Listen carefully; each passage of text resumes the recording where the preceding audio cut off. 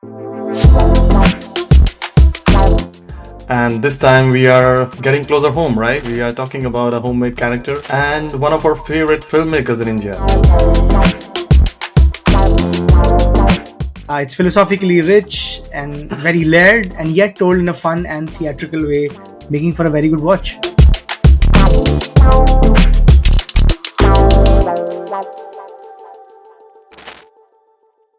Hello, folks, and welcome to yet another edition of Real Philosophy. I'm Mohit, and I'm joined as always by my co host Vishal. Hi everyone, we're back again. And this time we are getting closer home, right? We are talking about a homemade character and one of our favorite filmmakers in India, Imtiaz Ali. And we're gonna pick a character from arguably his best work, though I don't know if that can cause a debate or a stir. We are talking about Tamasha, a movie that is still being talked about after 10 years of Yeah. its making.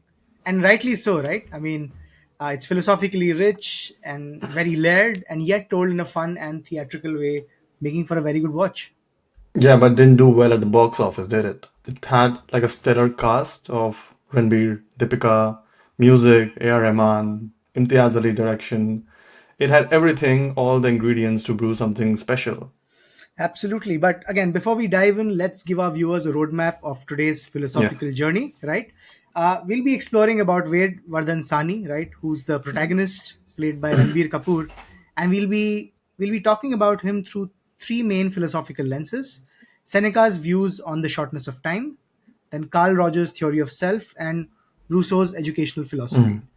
We'll also examine the deeper existential questions and the philosophy of storytelling that permeates the film. Yeah, I have to say this character of Ved hits particularly home for me, closer to home for me. I moved from a small town in India, now I'm living in Amsterdam. I stopped in between in Kurukshetra, Ahmedabad, Gurgaon, worked in Bangalore as well. So I've experienced firsthand the sense of multiple lives, as they say, right? Feeling split between different places, different emotions, and also trying to act differently in front of different people. But I think that's resonates a lot with a lot of people in our generation. But yeah, let's get on with it. Literally, let's talk a little bit about time as a concept. Let's Yeah, take a crack at time and how we fritter away and waste the hours of in an course. offhand way. All right. The song Time, right? We remember Pink Floyd. Yeah, It's a philosophy course in itself. So yeah, you'll start listening to it and you'll go down this rabbit hole of thinking about all the time, pun intended, that you waste and yes. you are not doing anything. But then you're listening to Pink Floyd, so it's a viral loop. But yeah, so coming back to the movie, the one of the undeniable themes in the movie is that of time, right? And how time shapes each and every one of us.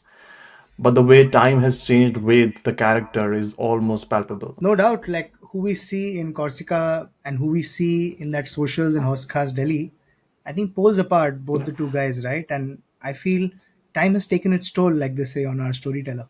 Yeah, and more than time taking its toll, I think it's something to do with how Ved has finally chosen to spend his life, right? His very legit obstacles aside, like his father or societal pressure, like we all conform to live a certain way of life. I think the deeper issue is the way he has chosen to lead his life, the way he makes use of the short amount of time that he has in his one life that he's got on this planet. Oh, I mean, that sounds terrifying, man. I mean, that Yeah. almost begs the question, are we spending our lives right, you and me? Yeah, I think we that question is best avoided, first of all. But now that we're talking about it, there is something called the shortness of time, and that it's a concept that was first spoken by the Greek philosopher Seneca. And he argued that while life is long enough, a lot of us squander it, right, in carelessness and luxury, only to later on realize that we are running out of time. So, in essence, the life we receive is not short, but we are making it so. Oh, that should sound scary, man. I mean, all Yeah. this while I was honestly living in the luxury of believing that what John Lennon said, that time you enjoy wasting is not wasted time. Yeah, but then John Lennon and Seneca are like some 100 years apart, and Seneca would disagree. And maybe so would all the viewers who love Tamasha, right? Imagine Wade wasting his life away delivering those keynote presentations, or fawning over his manager, or doing small talk with the people in the office over meaningless glasses of beer. As a viewer of the movie and someone who's supporting the character, if you had the liberty to break the fourth wall, you would almost drag his ass out and say to him that, hey, quit this lock, stock, and barrel and just go for what you want to do and what you want to be. Go for what you want to do and what you want to be. I mean, you touched upon something very interesting there, right? Like, for example, for Ved, he sort of knows he's wasting his life away Yeah. and that he's meant to do something else, maybe. But then what we also see is that those 4 years which pass right after Corsica, day in and day out, he is one willingly, and I think also in a very normal fashion going about his life, right?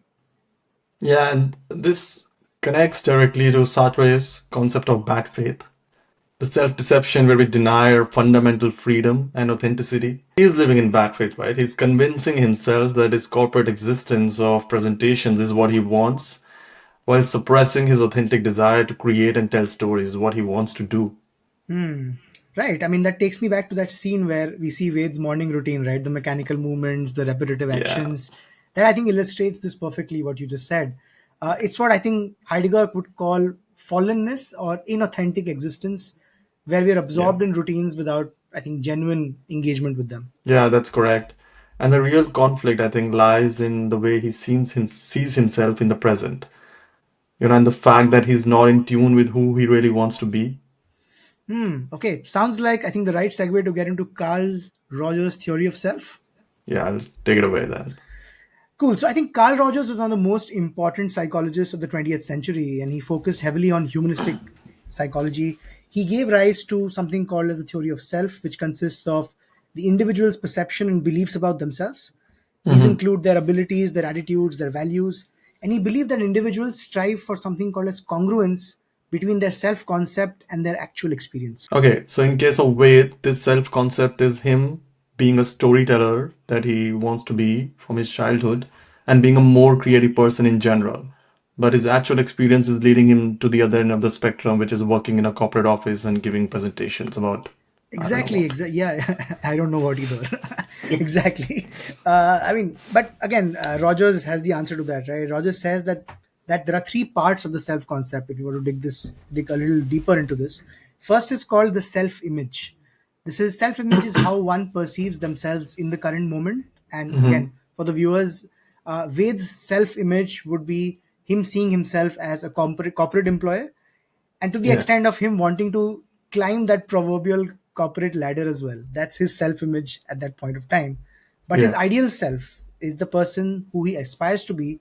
And again, in case of Ved, this would be a playwright, a storyteller, right? And lastly is self esteem, which is how much one really values themselves, which in case of Ved is a total red flag because yeah. his ideal self and his self image are just poles apart. They're not talking to each other. And I can imagine this resonates with us and a lot of people from our generation as well, because there's a disconnect between the self we were, the self we become, and the self we want to be.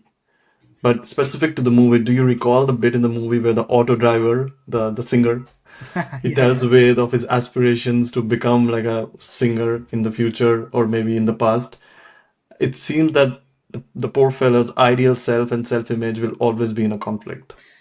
No, I think that's a great observation, right? Because at one end you see, thankfully, the protagonist Yeah. achieving his desire, but that auto guy, you're right, perhaps is still driving that auto, right? And it's a great Yeah. observation. But Rogers has something to say about that. He says that the search of self is strictly a first world problem. It's a modern day problem. Okay. The problem of self only gnaws at you when more basic needs like food, shelter, and safety have been taken care of.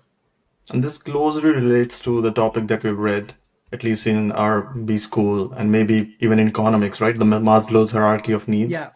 wherein the more primal and basic needs are at the bottom of the pyramid.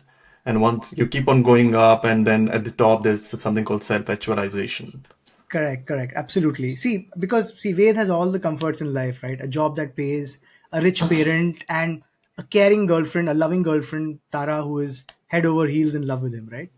Yeah, and like such a powerful character, right, Tara? Whatever self-actualization Ved has achieved, she should be thankful to Tara for that. 100%. I think in Roger's words, Tara helps Ved find something called as congruence, Yeah. which is an alignment between the self image and the ideal self. And as per Rogers, congruence can be achieved through empathy, Hmm. acceptance, and genuineness. and which Tara offers and showers on him plenty, right? Correct, correct, And yeah. if you think about the song and how it plays out on the movie Agar Tum Saath Ho, it brings all of these three attributes together very nicely. She wants to be there for him. She knows that he's troubled, and she accepts him for who he currently is, knowing fully well who he really is because she's met him. She's met the real him, Correct. and she's just hoping that he can figure it out himself. Yeah. When did you Uh, last date someone like that, right? I don't know. It's a matter of time now that we are starting to tell our own stories, isn't it? Yeah, yeah, I'm into that. Okay, I think Tara represents what philosophers like Martin Buber would call the I-though relationship, seeing Ved not as an object or a function, but as a complete being with values and flaws. She recognizes his true self when even he cannot. And speaking of stories, right? I think the movie has a wonderful cameo by no other Yeah. than Piyush Mishra, who we all love, right? Who plays an eccentric storyteller who resides somewhere close to one of the bylanes near the Mall Road of Shimla, which, by the way, gets a very adequate amount of screen time during the movie, which I personally love because I studied there myself. Oh yeah, so it's a nice roller coaster of memories for you. Very much so, because I mean, the fact that the school shoots which they have shown, right, to portray Hmm. Wade's childhood are actually from my school. So it was indeed a walk down the memory lane, no doubt. And speaking about my school, Udan too was partly shot in my school. And I honestly think we should cover Ronit Roy's character as well someday. That would make for some really interesting banter.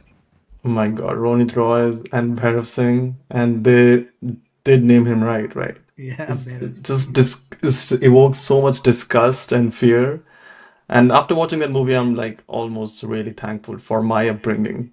And we should cover him, yes. I still remember that scene where he watches his son from the top of the platform through those jet black aviators, while his son is struggling to get the luggage in the train. Oh my God, cold. Cold, cold, absolutely. But of course, we digress. Getting back to Mr. Mishra, Piyush Mishra, Hmm. and the many asides in the film where Ved runs off to him to hear many a story, right? And fittingly, towards the end, he visits him again one last time in Yeah, his moment of crisis. And when he asks, "Is my story any good?" He's yeah, essentially he's essentially asking for validation yeah, from the tradition that shaped him, and not yeah. from the corporate metrics that currently define his Yeah, success. and this storyteller archetype is how Carl Jung would talk about the wise old man archetype, a manifestation of meaning and enlightenment. He's the keeper of the stories that helped Ved make sense of the world before he was socially intervened, right? Indeed, indeed. I mean, you want to talk a little bit about childhood? I think this would be a good segue to that. Yeah, yeah, indeed. Which so childhood, right? And this is, I think, what we talked about at the start of the show, the educational philosophy and the theory of Rousseau, and the Mhm. importance that it holds in our lives. While there are a lot of other philosophers who had quite a bit to say about childhood, John Jacques Rousseau has had quite an impact in this for his astonishing commentary on childhood, which was a departure from the commonly held thought in those days that children were inherently sinful beings and needed correction and discipline. But as Okay. per Rousseau's books on educational philosophy, children are inherently good and innocent, whose learning should come from natural experience. That's interesting. But tell me, there is one school of thought that is active even today, which says spare the rod, spoil the child. And aren't parents supposed to mold their children in a certain way with some rights and wrongs? Or should we just let nature take its course? Well, he would disagree. Like, as per him, society and civilization, they corrupt natural development, and education should serve to protect and nurture the innate quality of the child rather than focusing on rote learning. Interesting. So, in our boy Ved's case, his father should have been a lot more supportive Yeah. to the point of perhaps identifying that spark in the boy rather than pushing him to an engineering school. He should have probably sent him to the school of drama where he would have thrived. Same something Yeah. very similar to what we see in Three Idiots as well, with that photographer and the dynamics that Yeah. play out with his dad as well. Yeah. And yeah, as per Rousseau, yes. So the teachers or the parents, they should serve as a guide who create opportunities for learning rather than directly teaching this is how you should do things, right? And he was also an advocate of letting children learn through their own mistakes rather than abstract instruction. Mhm.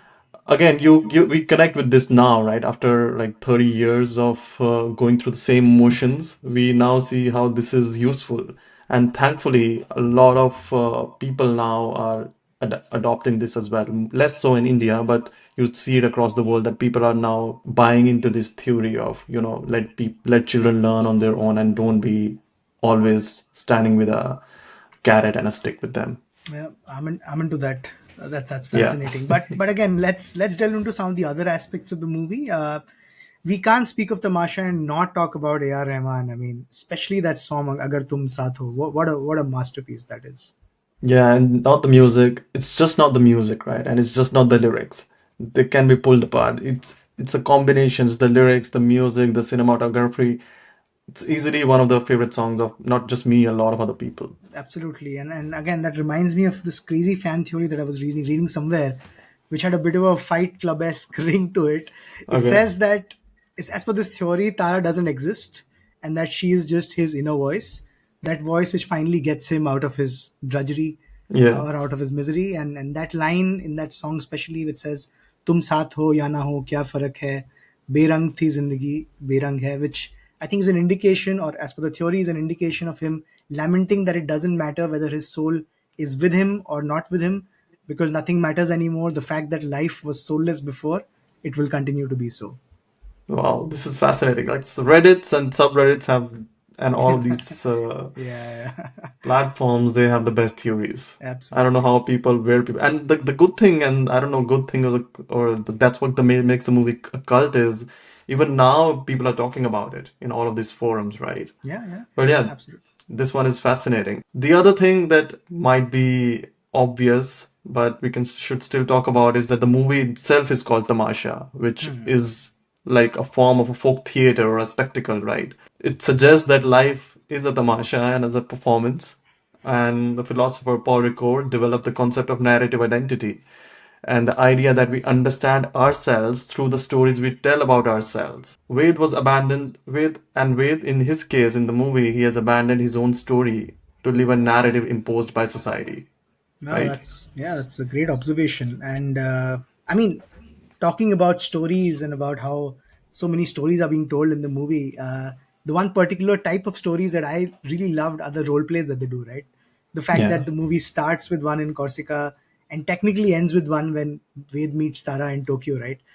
The role plays I felt were a very, very smart build from Imtiaz, since he wanted to tell the viewers that Ved was being more Ved when he was playing Don than him being Ved in real life, right? And I think what sort of supports it so beautifully is the visual language of the film. Notice how in Corsica, the sequences and even in the final storytelling, the Yeah. performances are shot in vibrant colors, Yes. whereas Ved's corporate life and his mundane, run of the mill actions are always desaturated and in muted tones, right? I think it's a great visual representation of authentic versus inauthentic existence. Yeah, and talking about corporate life and the particular scene about, when he breaks down, Yeah. it's a perfect illustration of what the psychologist R.D. Lang would have called ontological insecurity. It's when the person's sense of being becomes fundamentally unstable. He can no longer maintain the division between his authentic and inauthentic self any Yeah, longer. that was a very funny scene where he keeps Yeah, blabbering some shit in between the presentations. yeah. It would be lovely to see this in real life as well. Or don't you see Sometime. it? I see it all the time. Oh, you do? Wow. Okay. Since we're talking about scenes, there's one scene which is very close to my heart because I loved it, and the portrayal of it is when I think Tara sees, or rather hears, Ved for the first time in that cafe, and then she just completely loses it, right? She doesn't know what to do. Yeah, Then she goes down the staircase, she comes up again, goes down, comes up again. Again, I think it's a beautiful way of capturing the butterflies, so to speak. yeah, I mean, Tara has been waiting for this moment for so long. It's been 4 years, if I recall, for the yeah. movie, and of course, because she's so head over heels, she must be playing this moment out so many times in her head. But when it actually comes to pass, we see how disorienting and how fuzzy it can all be, but in a good way, of course. Yeah, love indeed makes the world go round, or in this Yes. case, just up and down the staircase, right? Multiple Yeah. times. Yeah. But yeah, Absolutely. wrapping this up, Wade's journey touches on timeless philosophical questions.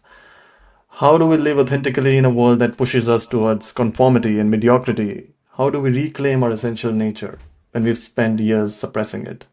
And finally, how do we reconcile our past selves with our present selves, right? Those are all very intriguing questions, Yeah, and I hope our viewers have answers of their own. But again, what makes Ved's story ultimately hopeful, I think, is that he finds a way to integrate these seemingly conflicting aspects of himself.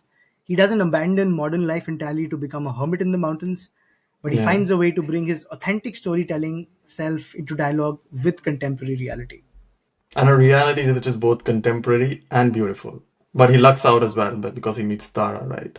And just like him, here's to hoping that all the Veds out there they find their Taras sooner or later to make their lives even more meaningful and worth living. Absolutely, and I think to all the Taras out there, we salute you for Yeah, sticking through the highs and the lows. Much like that last scene where I think Ved bows down to Tara yeah, during the end of that performance, knowing fully well that he would still have been in the darkness if yes, not for her. Right? She has yeah, not just been any Tara; she has been the North Star in his life, guiding him to find his true self. yeah, yeah. That's right. Okay, that's all for today, everyone. We hope that you found our insight into the life of Ved Vardhan Sahni an interesting one. If you've seen a Ved and Tara story play out in real life, or if you are yourself a part of one, do share with us. Absolutely. Until next time, guys, keep the storyteller in each of you alive, as will the both of us. Yeah, sure. See you in the next one.